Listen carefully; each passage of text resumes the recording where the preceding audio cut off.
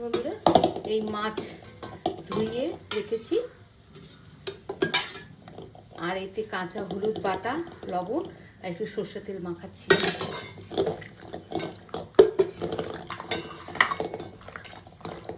এটা কি মাছ বলুন তো? আপনারাই বলবেন, তারপরে আমি বলবো এটা কি মাছ। ন্যাজাটা দেখাচ্ছি, ন্যাজাটা দেখলেই বুঝতে পেরে যাবেন।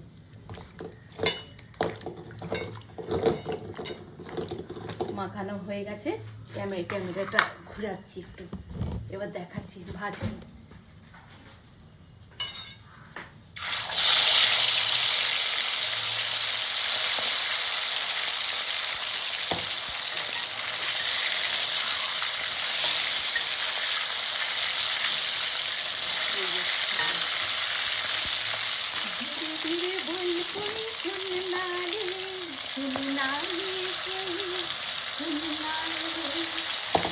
মাছটার নামটা কিন্তু বলবেন বন্ধুরা।